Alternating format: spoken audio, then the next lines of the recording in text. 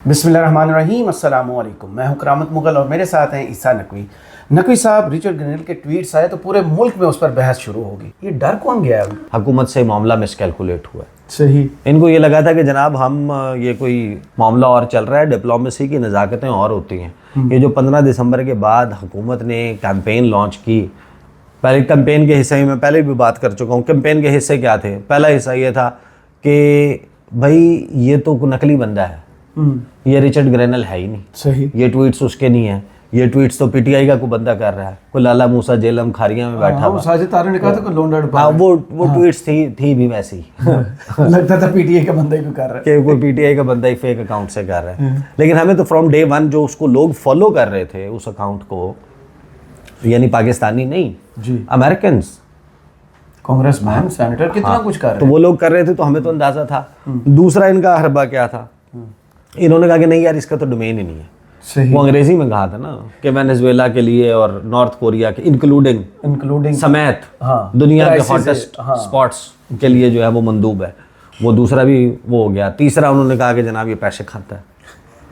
वो तो and he है। एक उसकी जो है वो सेक्सुअल ओरिएंटेशन के ऊपर भी कैंपेन चला दी गई। फिर ये कहा कि जनाब ये तो पैसे खा के ये सब कुछ, फिर इररेलेवेंट है वो अब रट लगाई हुई। उसका नतीजा क्या हुआ कि उसने आपकी एम्बेसी को बराह रास्त टैग करके, आईएमएफ को टैग करके, साथ में यूएसएड को टैग करके पाकिस्तान की इमदाद और पाकिस्तान का आईएमएफ प्रोग्राम बंद कराने की धमकी दे दी। रिव्यू करने की नजरसानी का क्या मतलब होता है? एक चीज़ आपकी चल रही है, आपको एक चीज़ दस्तयाब है और मैं कहूँगा कि मैं इसको रिव्यू करना चाहता हूँ। रिव्यू का मतलब ये नहीं है कि मैं जब आपको गुस्से में आकर ये बात कह रहा हूँ तो मैं आपके फॉर एग्जांपल आपको 10,000 रुपये कहीं से उजरत मिलती है तो मैं कहूँगा मैं आप पे गुस्से में आता हूँ, मैं कहता हूँ यार इसको दोबारा देखने की ज़रूरत है कि तुम 10,000 डिज़र्व करते हो कि नहीं करते। तो उसका ये मतलब नहीं है कि तुम 20,000 डिज़र्व करते हो फिर मैं वो 10,000 भी खींचने वाला हूँ। इसका ये मतलब होता है। तो इस तमाम पैनिक में ये जो मुज़ाकराती अमल और ये सारा कुछ शुरू हुआ है ना, इसमें हुकूमत की बॉडी लैंग्वेज इस वक्त शेकन, बिल्कुल तबाह बर्बाद नजर आते हैं। उनको लग रहा है कि उनके पैर के नीचे से ज़मीन खिसक रही है, कालीन कोई खींच रहा है। ये प्रोटोकॉल, ये सारी चीज़ें जाती हुई नज़र आ रही हैं। वो अडियाला जेल के मंजर उनके सामने घूम रहे हैं इस वक्त। राना सनाउल्लाह की बातों में आपको इसका इजहार मिलता है। ये कोई मामूली बात नहीं है। अब मैं आपको कुछ चीज़ें सुनवा देता हूँ। ये जावेद लतीफ़ साहब हैं, ये वो है ना वो मशहूर कहना तीन हूँ सुनाना नून, तो वो बेसिकली ये जो हौसला दिला रहे हैं ना या वो काम कर रहे हैं, वो बेसिकली ब्लैकमेलिंग दोबारा से एक मर्तबा वो करना शुरू हुए हैं। और वो किसको, जिस फ्रेंड को कहना है ना कॉल करनी है, ये मैसेज उनका ना पाकिस्तान के अवाम के लिए है, ना अमेरिका के लिए है, ना तहरीक इंसाफ के लिए है।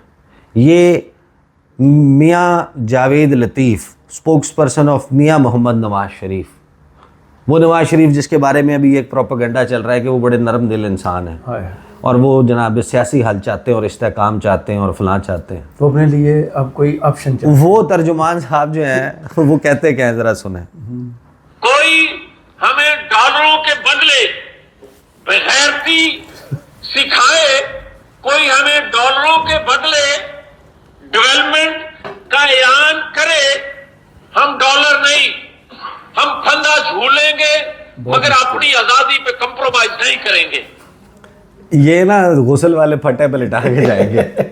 डॉलरों के, यानी एक तो बात पता चल गई ना आपको कि आपको बेसिकली अब डॉलर वाला मामला डोल ड्रम्स में चला गया। सही। वो आपको झूलता हुआ नजर आ रहा है। तो वो जावेद लतीफ़ साहब कह रहे हैं कि कोई डॉलर की लालच में आके कोई और फैसला ना कर लेना। आगे सुने जी। इसलिए ये मैं बात कह रहा हूं कि हुकूमत वक्त और अदारों के तर्जमान पाकिस्तानी कौम को बताएं कि ये जो मुज़ाकरात की आड़ में हमें भाषण दिया जा रहा है, हम पे दबाव डाला जा रहा है कि क्यों उसको रिहा किया जाए, और 3.5 सालों में उसने दुनिया के कौन कौन से इंटरेस्ट वॉच किए और पाकिस्तान को कितना नुकसान पहुंचाया, ये खुल के कौम को बताना पड़ेगा। और जब तक आप कौम को खुल के बताएंगे नहीं, फिर झूठ बिकता रहेगा। आगे सुन लें ताकि फिर भाई आपको मुझे तहफ़्फ़ुज़ात आईनी अदारों से रहते हैं, उन पे बैठे लोगों से, चंद लोगों से, उनकी पॉलिसियों से इख्तलाफ रहता है, मगर हम ये किसी तौर कबूल नहीं कर सकते कि हमारी आजादी पे हाथ डले, हमें कोई डिक्टेट करे, हमें कोई जबरदस्ती ये कहे कि फलां को छोड़ दो और फलां को रिहा कर दो। मैं ये आज कहता हूं, ये घोंसला, ये जो फ्रॉड है, क्या हम जानते नहीं है कि ये कमेटियां जो हैं, ये सिर्फ और सिर्फ पता है कि एक जानब से है कि इमरान को रिहा कर लो, 1 पॉइंट एजेंडा है, तो फिर लोगों को हकीकत क्यों नहीं बताई जाती? और ये हकीकत क्यों नहीं बताई जाती हुकूमत वक्त की तरफ से और अदारों के तर्जमानों की तरफ से कि दबाव है इसको छुड़वाने के लिए?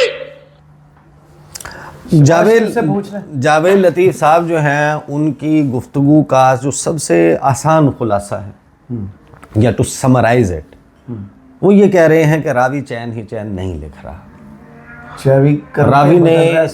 रावी ने जो है वो इनकी जो है वो आंखों की नींद, दिल का सुकून, करार वो छीनने की जो है ना उठानी हुई है।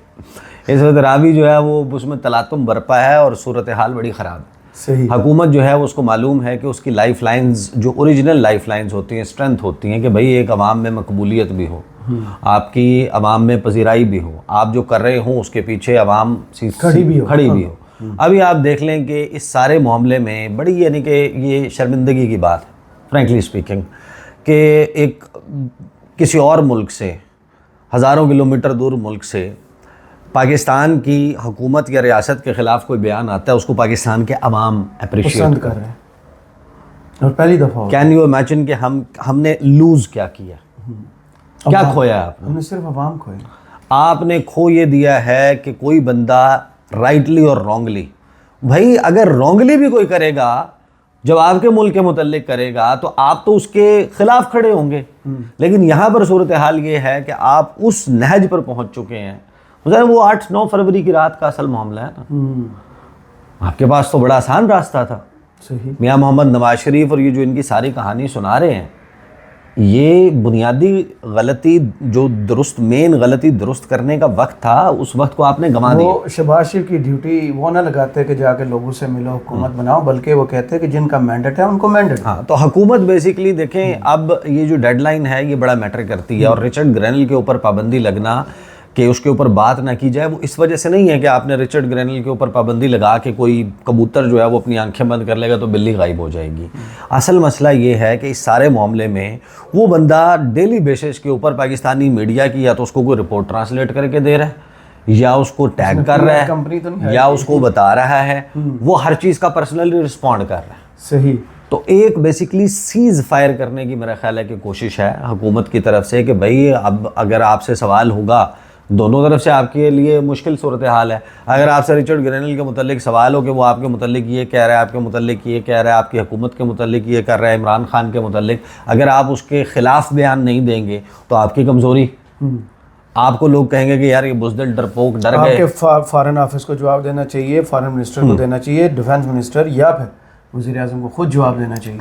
तो अब वो जवाब अगर आप देंगे, उसके नतीजे में वो आगे से रिचर्ड ग्रेनल जो है वो चढ़ दौड़ता है, वो ऊपर से ट्वीटिंग करना शुरू कर देता है और आप उसको एंटेगनाइज कर रहे हैं। आप आने से पहले, एडमिनिस्ट्रेशन के आने से पहले तो वक्त बड़ा कम है। सही।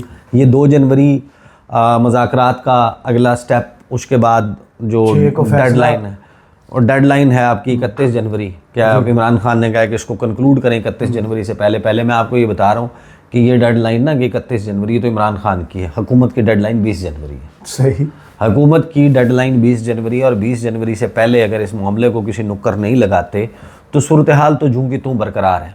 इस दौरान कोई मौजज़ा हो जाए, कोई बहुत बड़ा आप यानी कि जैसे कहते हैं कि डिप्लोमेटिक कू कर लेते हैं, आप एक बहुत बड़ा जो है वो पुल ऑफ कर लेते हैं, बड़ी सक्सेस कि आप उसको भी राज़ी करने में कामयाब हो जाते हैं, डोनाल्ड ट्रंप के साथ भी कोई चीज़ें ऐसे मामला तय कर लेते हैं, उसके इनर और आउटर सर्कल को आप जो है वो उसको अप्रोच कर लेते हैं, अपने लिए चीज़ें कूल डाउन करवा लेते हैं। अदरवाइज़ उसके ऊपर जो बहस है, बॉल पॉइंट भी गिर गई, उसके ऊपर जो बहस है वो बहस करके जी बहस रोक के इस मामले से जो है वो नज़रें नहीं हटाई जा सकती। सही। लेकिन हुकूमत पैनिक्ड है, हुकूमत को ये अंदाज़ा हो रहा है ऑप्शंस खत्म है कि आखिरी लाइफ लाइन हमारे पास अभी जो है, जिस दिन ये लाइफ लाइन ख़त्म हुई तो नेक्स्ट स्टॉप अडियाला। सही। बहुत शुक्रिया ईसा नकवी आपके तजिए का। कमेंट्स बॉक्स में ज़रूर बताइएगा ये वीडियो आपको कैसी लगी। इजाज़त दीजिए। अल्लाह हाफ़िज़।